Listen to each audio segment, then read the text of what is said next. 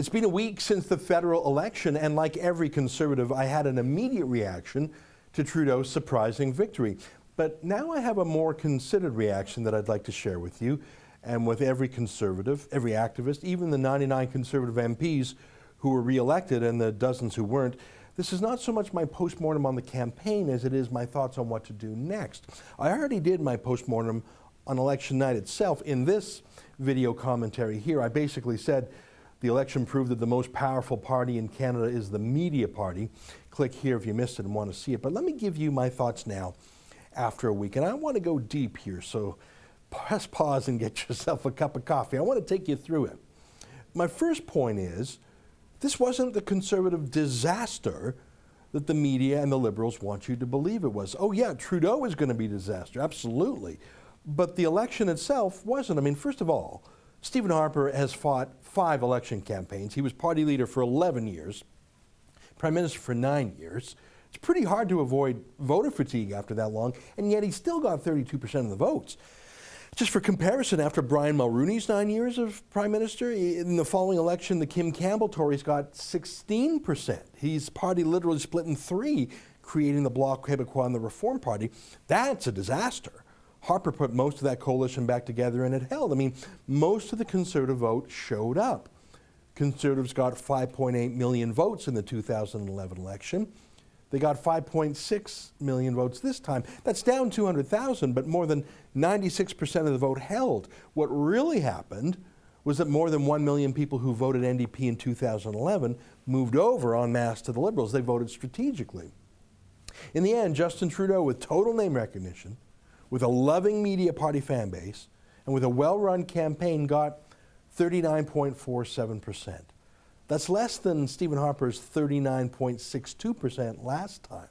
So that's the first point. Don't believe the historical revisionism. I mean, I acknowledge a win is still a win, and a loss is still a loss. I'm not diminishing the reality of Trudeau's majority.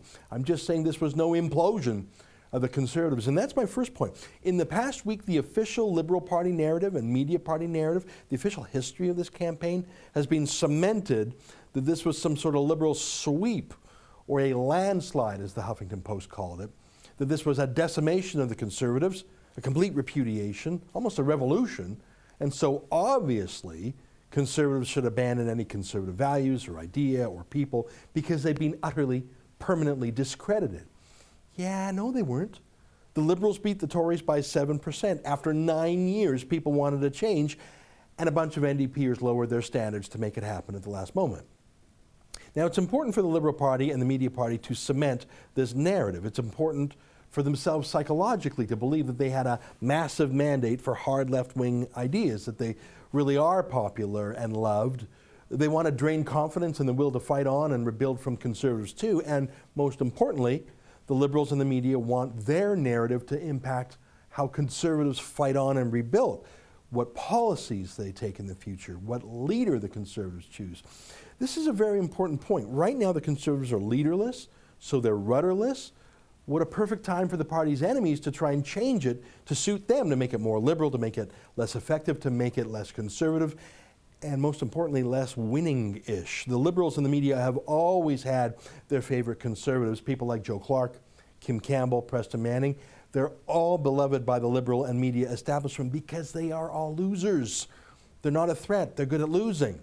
Here's my rule of thumb in the weeks ahead. I'm going to study the Globe and Mail editorials and CBC pundits panels to see who they think the Tories should choose as their leader, and I'm pretty much going to know that the opposite of whatever they say is the right way to go.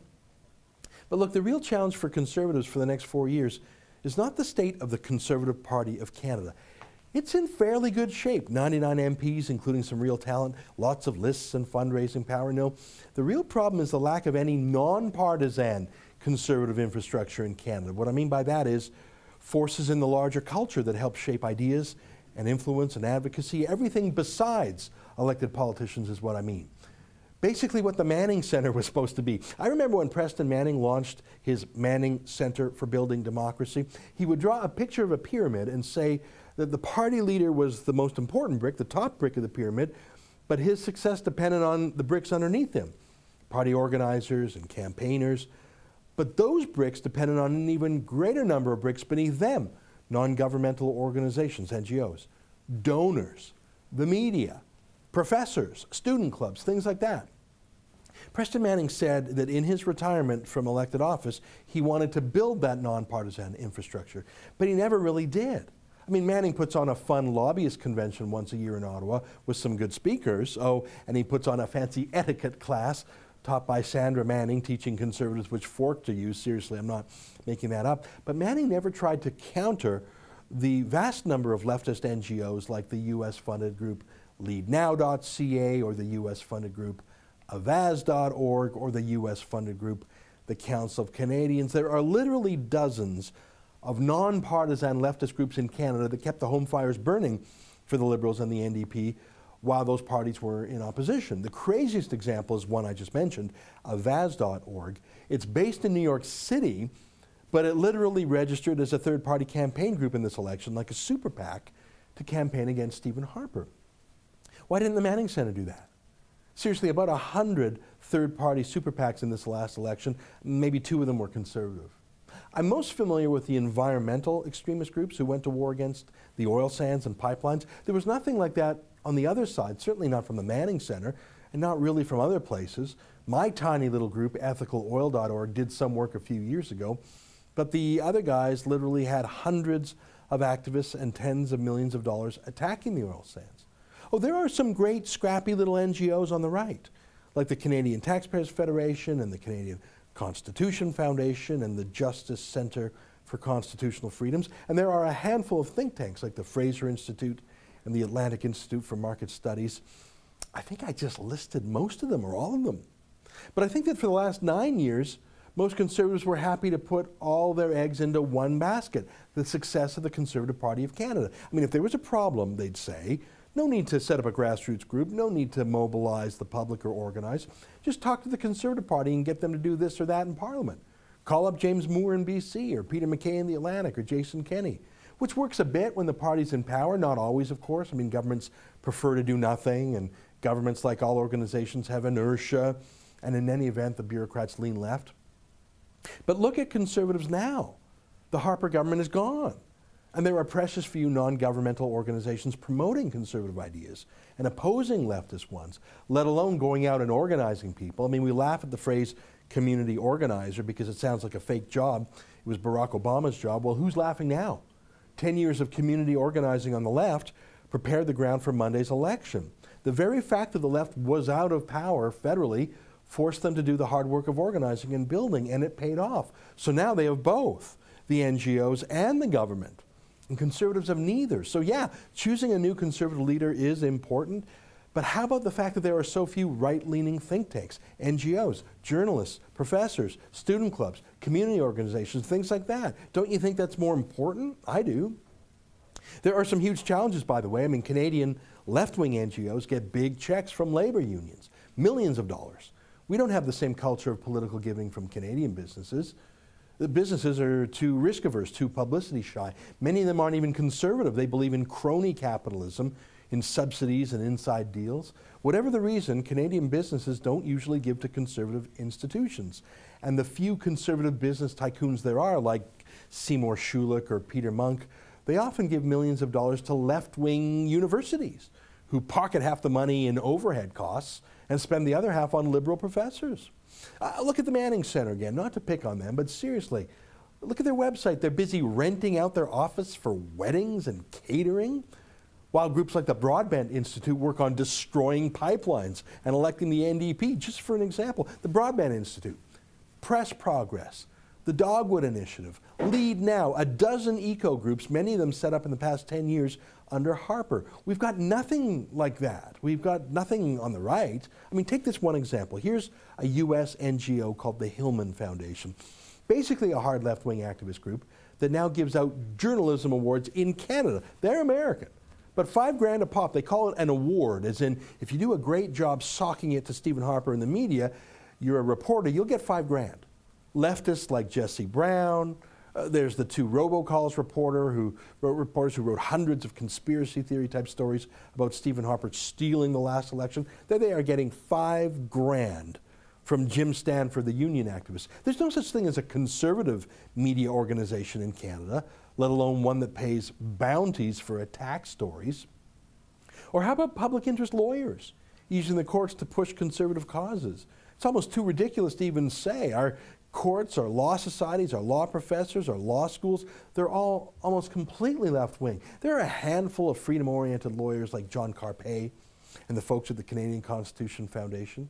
We've worked with them to fight for freedom before, but the other side literally has hundreds like that. Take, for example, the case of that Pakistani woman who sued Canada to force citizenship courts to let her wear her face-obscuring niqab while taking the citizenship oath. Do you think she had the money to hire those lawyers by herself? There were no fewer than 6 different legal firms applying to intervene to join her case, to sue alongside her.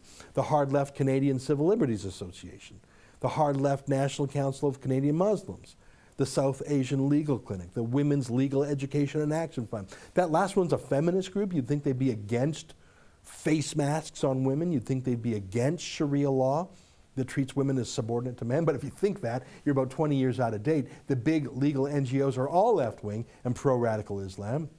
I mean, look at the love-in for Omar Khadr. Where's our side is what I'm saying. It's endless. Popular culture, like the awful left-wing comedians like Mary Walsh, who puts on a cape and uses a laugh track to hide her political attacks. Or every CanCon artist who felt the need to come up with some anti-Harper rock song. Is there not a single artist or person in pop culture who isn't a left-wing hack? I mean, most of them are millionaires with tax shelters and corporate subsidies. I think it's just peer pressure. It's cool to be leftist. The one celebrity who dared to endorse Harper, Wayne Gretzky, was subjected to so much national hatred for daring to dissent. I doubt he'll ever try to do that again. And every other conservative in celebrity world, you know, they went back into the closet after saying, yikes, I don't want that to be me. That's another point. I see that one of the official revisions, one of the official narratives of this election was that the Tories were mean, and that's what won it for Justin Trudeau. He was just so much nicer. Right, like when he called Peter Kent a piece of shit. Well, Mr. Speaker, my honourable colleague, if she had been in Durban, would have seen that, in fact, Canada was among the leaders in creating the... Order. Order.